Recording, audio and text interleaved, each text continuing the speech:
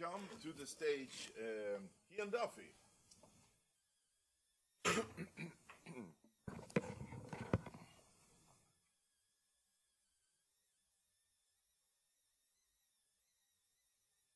Obviously, you're very well working. You all hear me? Yep, excellent. Okay, thank you very much, Anders, for that introduction. As you mentioned earlier on, I'm Cian Duffy and I'm the Professor of English Literature here at Lund University. My invitation, as it were, to speak to you this morning is this book, which I hold in front of you. Is a collection which I edited and published with Palgrave Macmillan last year under the title Romantic Norths, Anglo-Nordic Exchanges 1770-1842. That is a collection of interdisciplinary essays from some leading scholars, at least two of whom I'm pleased to say are in the audience with us today, which examines various aspects of cultural exchange between Britain and Scandinavia during the Romantic period. So a few months ago, Anders asked me if I would come here this morning and talk to you a little bit about that project, the conception that lies behind it, what's involved with it, and the subsequent work that I have myself done in that area. In case that sounds like this is going to be 20 minutes of shameless self-promotion, what in fact I'm going to do is introduce you to some of the broad trends of English language scholarship in that particular area, namely the relationship between Britain and Scandinavia during the Romantic period. So the Romantic Norths volume began life as a conference that I organised when I was Professor of English Literature at St Mary's University in London in 2014. And it had very generous support from the Danish embassy in London and from the Anglo-Swedish Literary Foundation also. And the idea there was to bring together scholars not just from Britain, but also from as wide an international sphere as possible, some of them working natively in different languages, to talk about this idea of cultural exchange between Britain and Scandinavia, or Britain and the Nordic countries, or Britain and the North, as we ended up calling it. And one of the interesting things, of course, is what do you call it? Do you talk about Scandinavia? Do you talk about the Nordic countries? Do you talk about the North?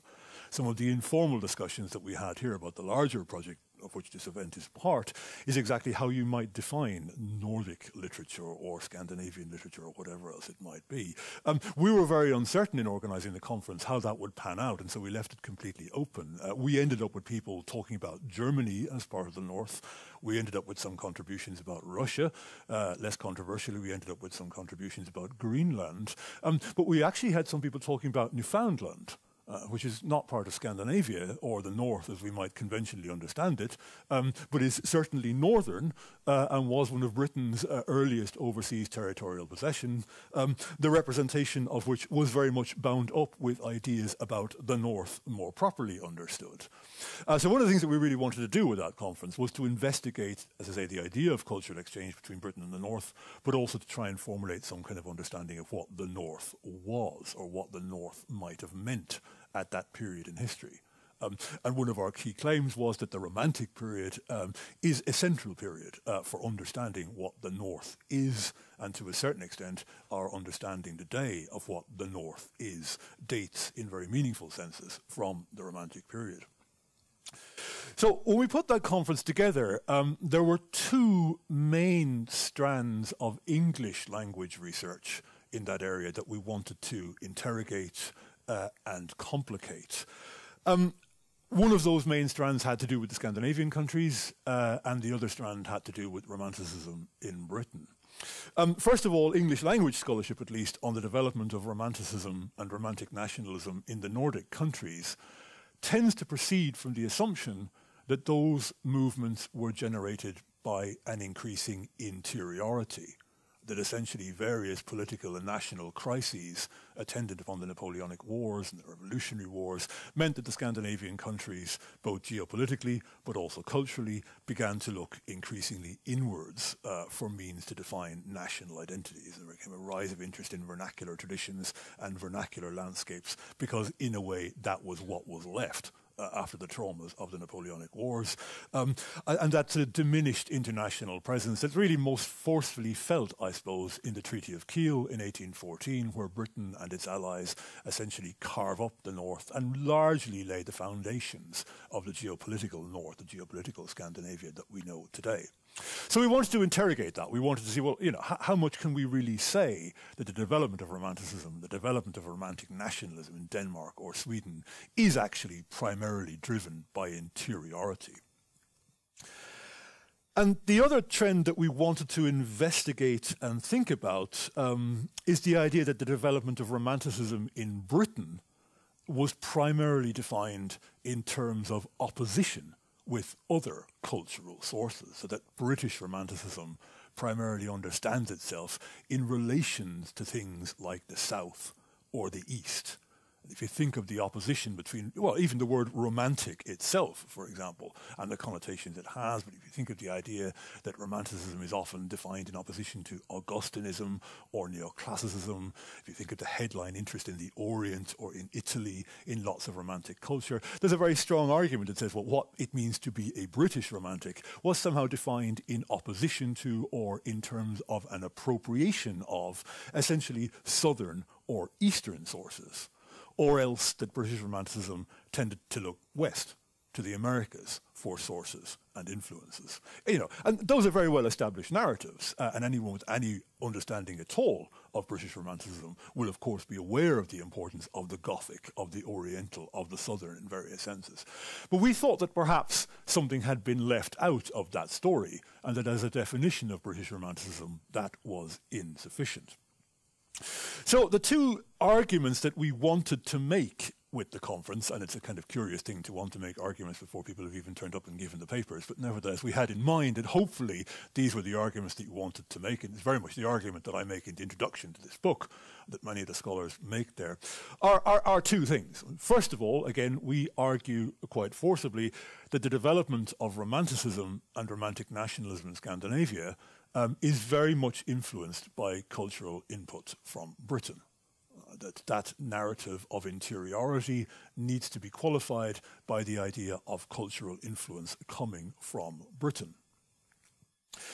And the other, and certainly in a British context, slightly more controversial claim is that during the Romantic period in Britain, there was a very substantial access of influence from the north that has not really been recognized by existing English language scholarship, at least, that the Nordic countries had a profound amount of influence over the development of Romanticism and Romantic nationalism in Britain. And where standard histories of British Romanticism, perhaps standard histories of British everything, you might say, tend to define Britishness in opposition to everything else, in this particular case, the interest in Scandinavian culture in Britain during the Romantic period was predicated not on a sense of difference, but on a sense of sameness. So that whereas the British Romantic period might define itself in opposition to the Ottoman Empire, in opposition to Catholic Italy, in opposition to Napoleonic France, there was a very large trend in British Romantic thought which defined itself in union or in commonality with the Nordic, with the Northern. So an aesthetics, a nationalism defined not in terms of difference, but in commonality. So in both cases, what we wanted to investigate and what we wanted to argue for the existence of was a sense of a common Northern or Nordic identity in the Romantic period, in which the Scandinavian countries and Britain felt themselves to be part of a common culture. What did it mean to be British? What did it mean to be Danish? What did it mean to be Swedish in the early 19th century? Well, first and foremost, we argue it meant to be not French, but in a more sustained sense, it meant to be Northern. First and foremost, it meant to be Northern, a sense of shared common values, premised not only on the idea of a shared inheritance, a shared classical past, but premised also upon the idea of active and continuing cultural community and exchange in the present day. So in what was then a happily pre-Brexit context, what we wanted to argue for is that Romantic nationalism was paradoxically fundamentally transnational at the moment of its inception. And that although we think now of nationalism and Romanticism as very individual national broken off traditions, that at the moment of their inception they would have been fundamentally experienced as transnational, at least across the geopolitical boundaries of what we now consider the North. That Romanticism in Britain, Romanticism in the Scandinavian countries, very much premised on shared ideas of northernness, a shared idea of common northern cultural inheritance. And that was the kind of argument that we wanted the conference to explore, and it's the argument that in some sense all the essays in this volume make, whether they discuss art history or economics or trade or various other things. That's the argument that is made there, that it makes sense to talk about the North, which includes Britain, as a kind of common cultural unity, even during a period where nominally at least Britain was at war with, let's say, Denmark for a good period of the Napoleonic Wars. So that was the kind of idea we were going for, this idea of Romanticism as a northern phenomenon rather than necessarily best understood in terms of individual national traditions. Now, in the UK, I mean, quite a bit of work has been and has already been done on that and continues to be done in English language scholarship. In particular, there has been a great deal of work done on the so-called antiquarian revival, the interest amongst British thinkers in the 18th century in the literature of the classical Scandinavian past, Icelandic texts and other Norse texts, mediated through contemporary Scandinavian sources. And we're very fortunate to have Lys Müller and Robert Rix in the audience amongst us today, who are two amongst the leading publishers in this area, interested in the extent to which classical Scandinavian balladry has an influence on the development of English literature as a national tradition and has a profound influence on England's sense of itself. Robert has published a wonderful online edition with the Romantic Circle's web profile or website, which looks at Norse Romanticism, the presence of Norse myths and Norse sources in British Romantic texts. And Lys Müller has done lots of work in this volume and elsewhere also on the transmission of ballads to English culture. So that sort of philological element is relatively well known, has been very well discussed, and lots of really, really interesting things have come out of that scholarship, essentially making the argument that English literature at the moment of its inception as a national tradition isn't really English at all. It's primarily Scandinavian, coming from Scandinavian sources, and was very much understood on the ground at the time as being such. The foundations of an English literary tradition are northern. And of course, it's very interesting at a time when an aristocratic class of people, the posh people, the educated university classes, would associate literature as primarily something southern, something originating in the classical cultures of Greece and Rome. So the development of a vernacular English literature tradition in a kind of nationalist context very much developed in opposition to that slightly aristocratic idea of literature as southern, of literature as classical. What figures like these antiquarian revivalists do is attempt essentially to create a comparable northern classical tradition, which is native, which is indigenous, which is vernacular, and which is free from many of the social and political problems surrounding the aristocratic investment in the South. Aristocratic culture, of course, in the 18th, early 19th century is international. A Danish aristocrat and an English aristocrat will have far more in common than an English aristocrat and an English peasant. So there's a curious attempt in which, the South is a very international patrician aristocratic tradition, whereas the North is also motivated behind various kinds of popular nationalist ideologies. So a lot of work has been done in that kind of philological ballad antiquarian tradition, exploring the influence of the discovery or the rediscovery that classical Scandinavian culture had upon the conceptualization of English literature and Englishness during the Romantic period, as well as just the simple ways in which people like Wordsworth found in the North, in the literature of the North, new imaginative sources. I mean, people were running out of things to say about the South by the 1800s. So the North provided just new sources, a new imaginative vocabulary.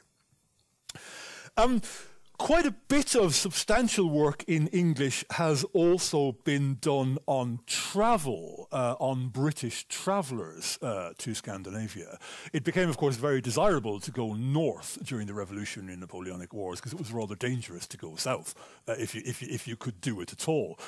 So there are quite simple pragmatic reasons. It was a little bit new, but you weren't going to get arrested and imprisoned either. And those are, if you're going on your holidays, those are two good things to recommend it.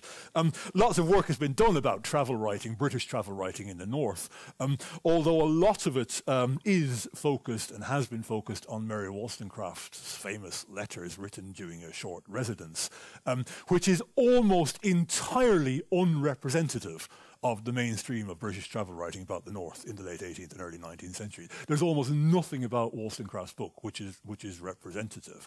And it's one of the great paradoxes of Wollstonecraft, the radical progressive feminist, who comes to the Scandinavian countries, which even then were politically extremely progressive, and finds nothing to like. I mean, the woman is miserable from start to finish here and hasn't a good thing to say about anywhere. But she's very unrepresentative, really, of the trend of British travellers at the time. And she's also very unrepresentative to the extent that she makes it seem like she's going to the moon, that it's a really unknown and remote place where she is visiting. Whereas not only recreational tourist travellers, but professionals on their way to Russia and various other places have been coming in and out of Scandinavia regularly since at least the 1770s and writing about it. So some work has been done on that too.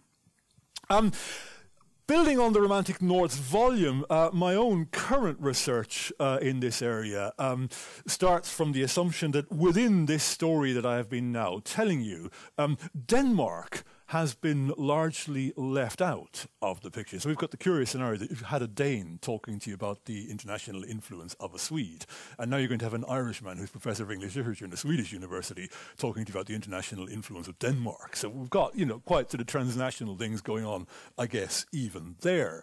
But I mean, the antiquarian work that I have been describing to you talks a lot about the importance of classical Danish culture in Britain, but there has not been a great deal of scholarly work done, at least in English, on the importance of contemporary Danish culture and contemporary Danish writing on the development, in particular, of Romanticism in Britain. I'm currently 2 chapters into a monograph exploring exactly that, which looks at the relationship between Britain and Denmark during the Romantic period and how the development of Romanticisms and Romantic nationalisms in Britain and Denmark are very much mutually involved. There's actually quite a profound and pronounced relationship between Britain and Denmark in the late 18th and early 19th century. And in terms of cultural connections, Britain's connection with the Scandinavian countries, of those connections, the connection with Denmark is undoubtedly the strongest. Politically speaking, there are, of course, 2 headline events in British-Danish relationships in the early part of the 19th century, and those are the 2 British attacks on the city of Copenhagen in 1801 and 1807, both slightly, well, extremely, we might say, ill-conceived and ultimately unsuccessful attempts to prevent Danish involvement with Napoleonic France.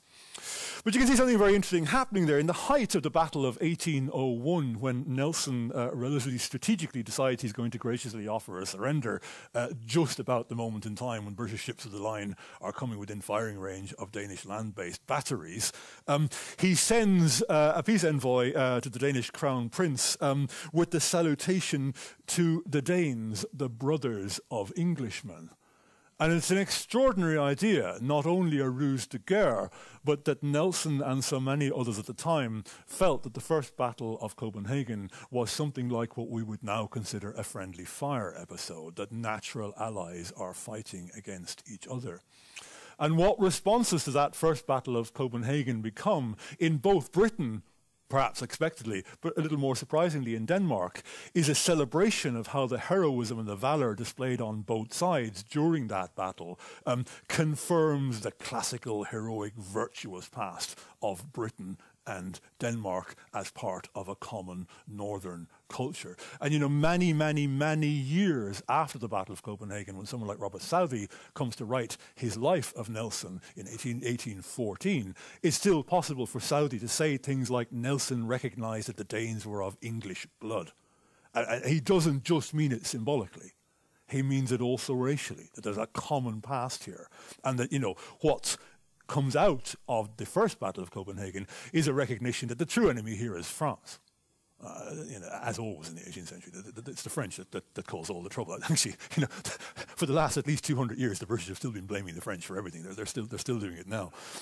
But you have it there too. So that sense of common cultural identity, that a battle between two countries, rather than fracturing, actually curiously reinforces. And it becomes an occasion for celebration, actually, in both countries. Really, really paradoxically, that what this battle has done is in fact remind Britons and Danes how much they have in common, how they are the same. And of course, in 1807, when you have the British bombardment of Copenhagen using newly developed Congreve rockets, which were incendiary weapons intended for use against military encampments, not against civilian populations. And the Battle of Copenhagen in 1807, the bombardment of Copenhagen in 1807, is without question what we would now consider a war crime. And was recognized as such at the time, although they didn't have the vocabulary to do that. And curiously enough, I mean, in Britain, you have a lot of people writing poetry of protest, which compares the British to Vandals in the classical sense, which compares the British to Napoleon and the French, which says that now the British have violated exactly that kind of classic, heroic, virtuous past that both countries elevated during the first battle. So you have, in terms of the wider sense of cultural relations between Britain and Denmark in that period, a very swift transition from a sense of community in both countries to a sense of fracture between that relationship. And that has a very, very important influence on how things develop. There is a great deal of literary influence of contemporary Danish literature on the development of British Romanticism. Robert and Lisa and others have talked a lot about the importance of the ballad revival and the classical Scandinavian past. But I've recently published a piece arguing that Danish poet Jens Baggesen probably had a very profound influence on William Wordsworth's composition of the Ode Intimations of Immortality, which is one of the great canonical works of British Romantic poetry. There's a very good chance there's actually a Danish source for that, a Danish poem, Da jeg var lille, When I Was Little, by Baggesen, which Wordsworth probably encountered either in original or translation while he was in Goslar in the 1790s. And there are translations also of contemporary Danish Romantic literature by Baggesen and Oehlenschläger and other figures, which are made in England by Danish figures, which haven't really been discussed by scholarship, but which have had a profound influence on the kind of verse that British Romantic writers develop. There's also a great deal of travel from Denmark to Britain.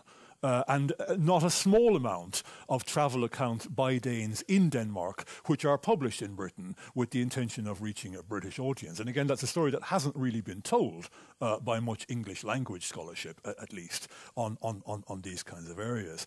I'm doing some work at the moment in a couple of conference papers on a chap called Andreas Andersen Feldborg, who was a Danish expat living in Britain, who conceived himself post-1801 as having a kind of cultural mission to shore up historical relations between these countries, which he felt had been fractured. He meets Nelson on the back of his tour guide to Sealand, and he and Nelson have a very interesting debate, which he records, about who is right in their characterization of what happened in the Battle of Copenhagen. So there is a lot of influence coming into Britain from Denmark in particular, and for various reasons that isn't the story which British or English language historians of British Romanticism have told. We think of that story is very often told as influence going out to the periphery, as it would be seen in that part of the world. Very little has been said about influence coming from the supposed periphery into it. It might surprise you to know, for example, that the famous English essayist and editor Leigh Hunt, who was imprisoned for slandering the Prince Regent, Leigh Hunt's first publication in verse is a barely credited translation in a British travel guide to Denmark. A man called John Carr is touring around North Sjælland, visiting some estates there, seeing some inscriptions on sculptures, and asks the then unknown Leigh Hunt to make translations and to publish those translations in verse form. And Leigh Hunt's translations are praised by, of all things, the Anti-Jacobin Review, which would make a career out of hating Leigh Hunt not too much later. So there's this whole hidden history of Anglo-Danish relations, and the two countries are connected during the period. And that's very much what the monograph I'm now involved with is looking at. And it builds on the ideas developed here. All that is also, I suppose, additionally interesting because currently, at least, there is the still obsession in Britain with all things Danish in particular, be that Danish noir, Danish cooking, hygge, furniture, all the other things that we've talked about. So that British fascination with Denmark is not new. It has a very, very important history in the Romantic period. I've made a career out of telling people that there's nothing new that doesn't have an important history in the Romantic period. But this is another example of something which is not that new but has an important history in the Romantic period. We can see even around the idea, for example, that Scotland might become Scandinavian as a means of avoiding Brexit. There is this recurrent sense and persistence of the idea that there's something fundamentally northern about Britain.